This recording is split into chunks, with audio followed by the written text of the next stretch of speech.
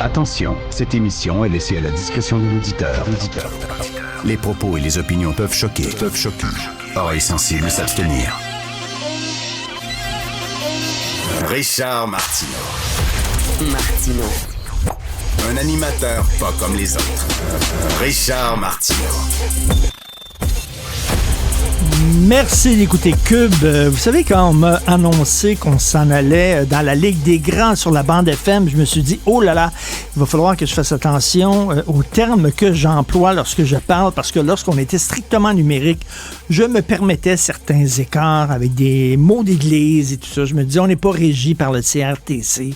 On s'en fout, on peut être un peu rock'n'roll, mais là, bon, je vais faire quand même attention. Mais c'est difficile.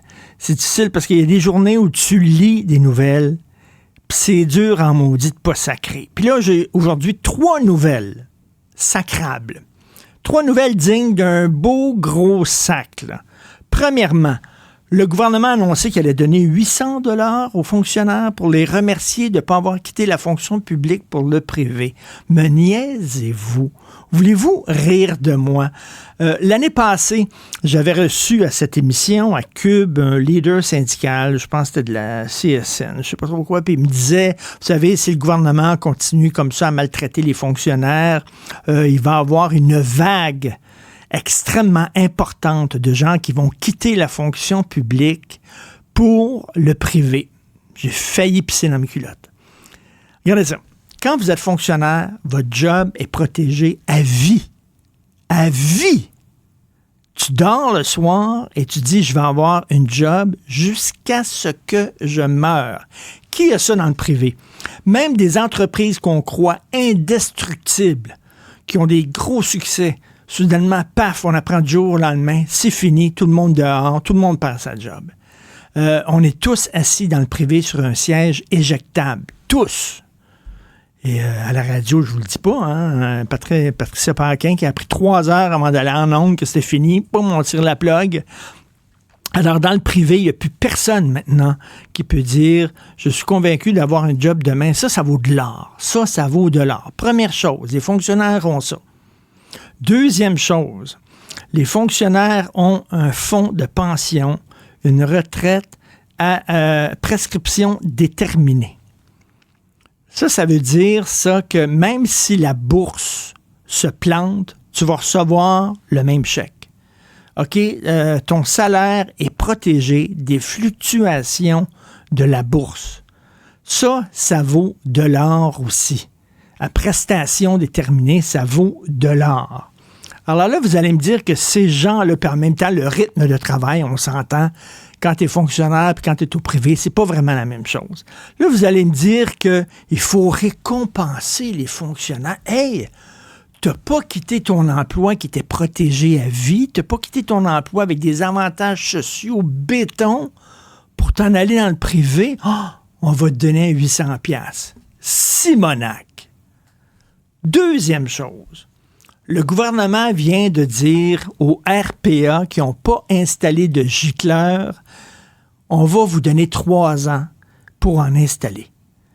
Alors, mon collègue et ami André-Sylvain Latour me fait remarquer ce matin qu'en 2022, le gouvernement avait dit, parce qu'en 2022, vous savez, suite à ce qui s'est passé à l'île verte, là, un RPA qui était passé au feu, plein de morts et tout ça, on s'est aperçu qu'il n'y avait pas de gicleurs.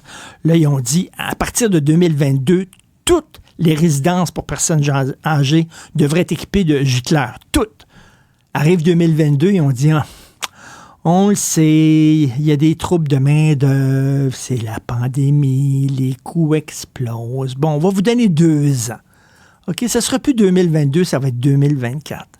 Arrive 2024, le gouvernement, puis là, on n'est plus en pandémie, là. Arrive 2024, le gouvernement dit, OK, on va vous donner 3 ans. Hey, des gicleurs, c'est quelque chose qui est nécessaire, c'est pas du luxe, là. Veut dire, attends une minute, là, il y a des résidences pour personnes âgées qui ne sont pas encore équipées de gicleurs. Voyons donc.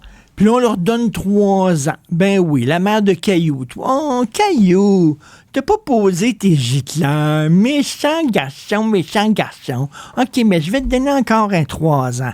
Simonac, 2 fois. 3e nouvelle sacrable.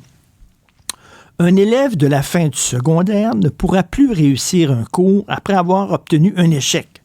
Le ministre de l'Éducation, Bernard Drinville, met fin au déboulage dans le réseau scolaire. Il s'agissait d'une pratique qui était pourtant jusqu'ici officiellement autorisée par le ministère de l'Éducation. Ça, c'est-à-dire, tu es à la fin du secondaire.